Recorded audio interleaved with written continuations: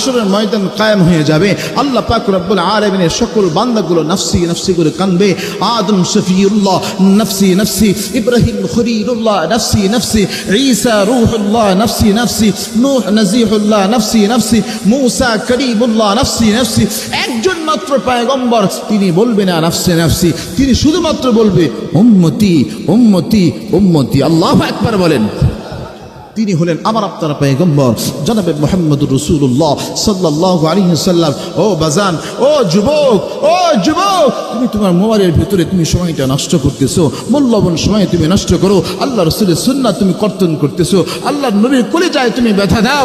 ও যুবক, তোমার জন্য বলছি, এমন পয়গম্বর আমরা পেয়েছি যে হাসরের ময়দানে উম্মতগুলো নফসি নফসি বলবে, উম্মতদেরকে জাহান্নামে নিয়ে যাবে। আমার পয়গম্বর তখনও বসে থাকবে না। দুনিয়াতেও যেমন বরদাস্ত করতে পারে নাই, হাসরের ময়দানে বরদাস্ত করতে পারবে না।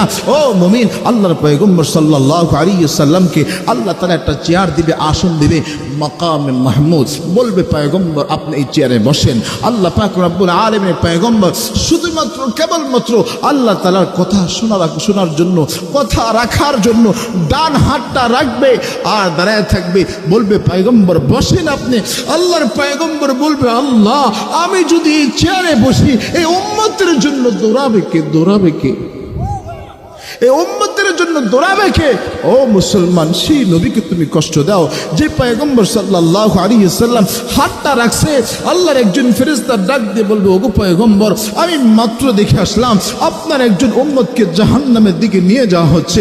আল্লাহর পয়গম্বর শোনার পরে পাগলের মতো এই উম্মতের পিছনে দৌড়াবে। আল্লাহর ফেরেশতারা হাতটা চাপ দিয়ে ধরবে। এই আল্লাহর ফেরেশতা দাঁড়াও, আমি আমার উম্মতের সাথে একটু কথা বলতে চাই। কি দোষ তার, কি অপরাধ তাকে, তুমি কেন জাহান্নামে নিয়ে যাচ্ছ? আল্লাহর পয়গম্বর সাল্লাল্লাহু আলাইহি ওয়াসাল্লাম কে বলবো পয়গম্বর আপনার এই উম্মত গুনাহগার, তার আমল নামা ভারী হয় নাই, আমল নামা পাতলা হয়ে গেছে, এই জন্য তাকে জাহান্নামের ভিতরে নিচ্ছি।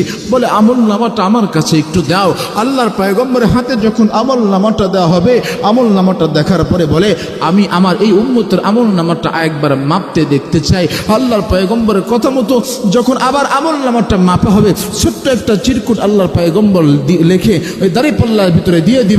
সাথে সাথে ওই উম্মতের দাড়িপাল্লা ভারী হয়ে যাবে। সুবহানাল্লাহ। ও মুসলমান, ও যুবক, তুমি বলো তাহলে তোমার কোন নেতার পিছনে তোমার দৌড়ানো উচিত? যে নবী হাসরের ময়দানে উম্মতকে ভোলে না। ও মুসলমান, যে নবী উম্মতি উম্মতি বলে দুনিয়াতে কন্দন করেছে, হাসরের ময়দানে যে পয়গম্বর উম্মতি উম্মতি বলে কন্দন করবে। ও বাজান, কিভাবে বললে আপনারা বুঝবেন? আমার বুঝে আসে না। আল্লাহর পয়গম্বর সাল্লাল্লাহু আলাইহি ওয়াসাল্লাম হাসরের ময়দান যখন শুরু হয়ে যাবে, ৭০,০০০ ফেরেশতাগুলো জাহান্নামকে শিকল দিয়ে আটকায়া জাহান্নামকে আটকানোর চেষ্টা করবে, কিন্তু জাহান্নাম গুড়ি গুড়ি আওয়াজ করে সামনের দিকে বাড়তে চায়।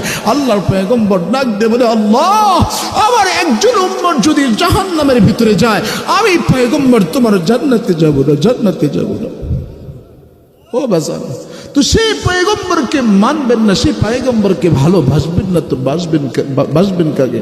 আল্লাহর পয়গম্বর সাল্লাল্লাহু আলাইহি ওয়াসাল্লাম সিজদায় লুটে যাবে, বলবো উম্মতি উম্মতি উম্মতি। যখন কাঁদতে থাকবে, আল্লাহর পয়গম্বর সাল্লাল্লাহু আলাইহি ওয়াসাল্লামের কান্না দেখে আল্লাহর ফেরেশতা জিবরিল আলাইহিস সালাতু ওয়াস সালাম বলবে আল্লাহ, তোমার পয়গম্বর দুনিয়াতে উম্মতি উম্মতি বলে কেঁদেছে, এখন উম্মতি উম্মতি বলে কাঁদে।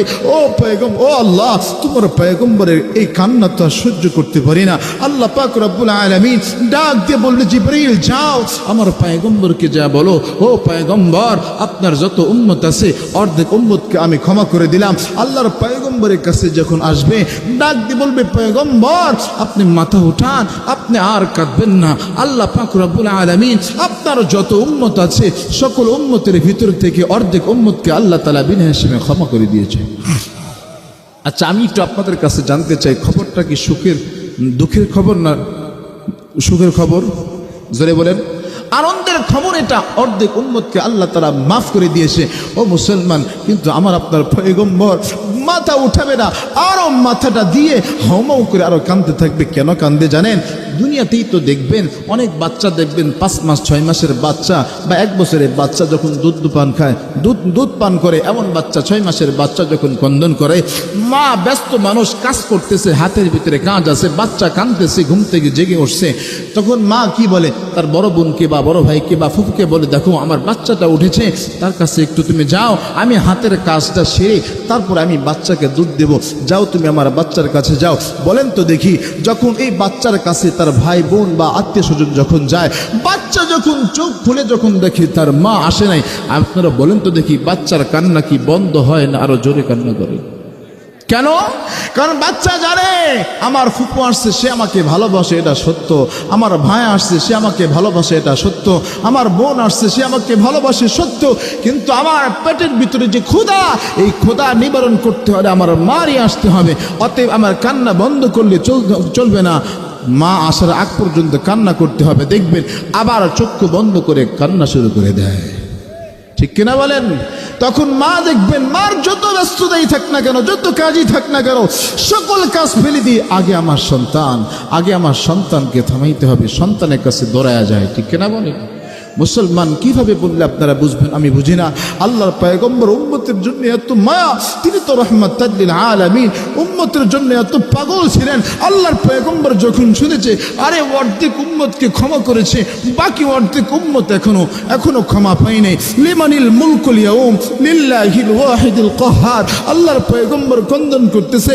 আল্লাহর ফেরেশতা ডাক দিয়ে বলে, আল্লাহ তোমার পয়গম্বর তো মাথা উঠায় না। আল্লাহর পয়গম্বর মাথা উঠায় না, উম্মতি উম্মতি বলে কাঁদে। আল্লাহ পাক রব্বুল আলামিন ডাক দিয়ে বলে, জিবরীল কেন উঠায় না জানো? লিমানিল মুলকুল ইয়াউম লিল্লাহি ওয়াহিদুল কাহ্হার, জানে আজকে আমার রূপটা কাহ্হার রূপ আছে, আমার সামনে কোনো নবীর কথা বলার সাহস নেই, কোনো উম্মত কথা বলার সাহস নেই। আজকে পয়গম্বর যদি মাথা ওঠায়, বাকি উম্মতগুলো জাহান্নামে যাবে, আমার নবী এটা চায় না। ও মুসলমান, আল্লাহর পয়গম্বর বলে, যাও পয়গম্বরকে যা বলে দাও, শিরিক মুক্ত ঈমান নিয়ে যারা দুনিয়া থেকে আসছে সকল উম্মতকে আমি আল্লাহ তাআলা বিনা হিসেবে মাফ করে দিলাম।